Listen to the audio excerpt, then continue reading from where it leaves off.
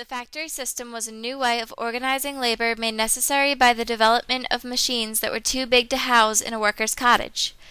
The machines in factories replaced the cottage industries and made them obsolete. This system helped to manufacture a greater mass of goods for a greater profit. This was started by the creation of machines and mills to speed up the production process and eventually led to the assembly lines and factories we have come to know today. The factories began as mills along rivers, but with the development of the steam engine, the factories spread. Workers were kept in houses close to or attached to the factories. These houses were owned and controlled by the factory employer. This allowed the employer to keep them in line and under control easier. Men, women, and children worked these factories. Women were cheaper than men, and children were even more so. A demand for more goods at low prices rose when the products were made cheaply. Factory work was much different from the system of cottage industry. Under the old system, cloth merchants had a fairly close relationship with their workers and generally took an interest in their well-being. But large factories and rigid production schedules did not allow for much familiarity between owners and workers. And factory work was more tiring than home manufacturing, even though the factories kept the same 12 to 14-hour work schedule, 6 days a week, that the cottage workers had followed. Factory work had greater production demands, was very monotonous, and few breaks were allowed. Plus, working conditions in factories were much worse than in cottage settings.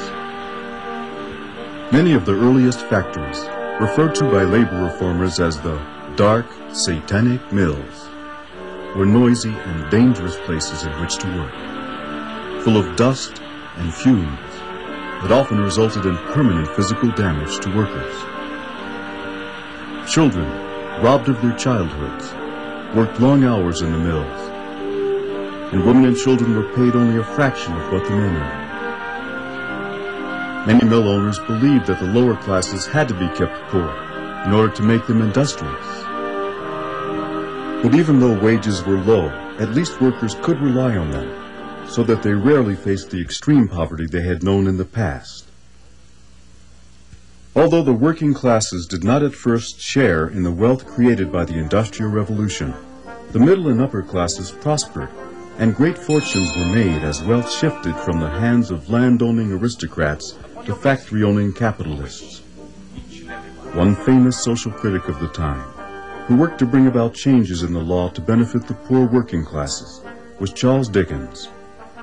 His books offer vivid portrayals of life during the first Industrial Revolution. And Karl Marx, a Dickens contemporary, who lived in England for much of his life, wrote his two famous books, Das Kapital and the Communist Manifesto, in response to the social injustices he witnessed as a result of industrialization. During the time of Marx and Dickens, many factories had switched to coal instead of water as a source of power. The problem with using water or wind to run machines was that they could be unreliable sources of energy. A windmill couldn't operate on windless days, and a water-powered factory came to a complete halt during dry spells. The greater the need for products, the greater the need for more machines, workers, and efficient processes grew. With this, a new process was invented, the division of labor. This was a quick way to create products through each person doing one single piece of work, such as adding a part or adjusting something. These were easy jobs that were monotonous but efficient. Assembly lines were created by Ransom E. Olds in 1901, and this increased production rapidly. Assembly lines made it easy to make small things like pins or large ones such as machinery. Moving conveyor belts for assembly lines were invented by Henry Ford. In this program, we're going to learn about an assembly line. What is an assembly line? An assembly line is a method of mass production in which the product is carried on a moving belt past workers who remain in place.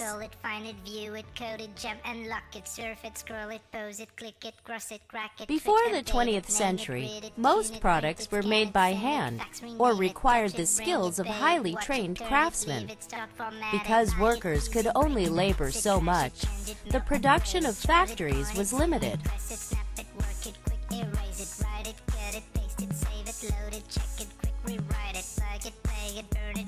But then the Industrial Revolution brought a number of inventions that would forever change mass production.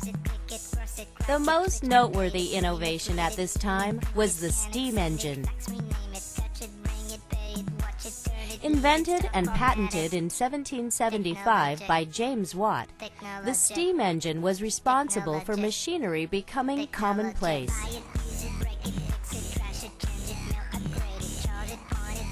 Machines quickened the pace and simplified the labor performed in factories.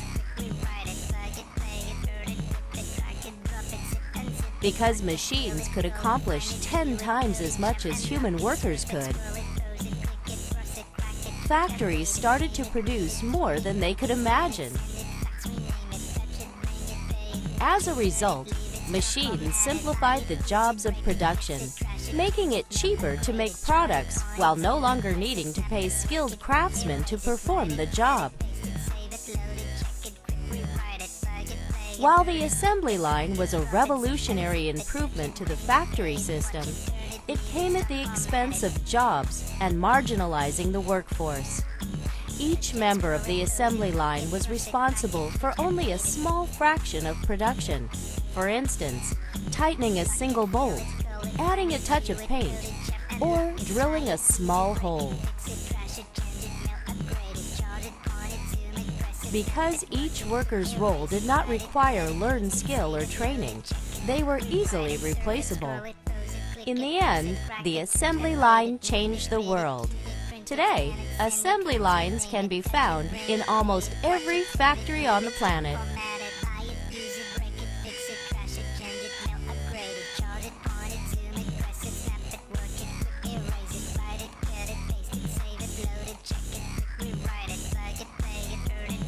Now that you better understand assembly lines, how has technology changed the assembly lines of today?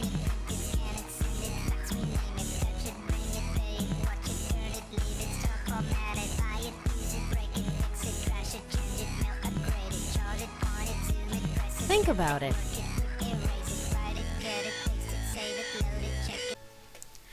The production in factories begins with one small part, and then it moves on in the assembly line until it reaches the end. At the end, the product is then packaged or combined with parts to something else. After that, the product is sent out to other places through the use of trains to be sold around the country or the world. All of this starts with a single part in a factory. The factory system is the process that allows products to be created and sold to consumers.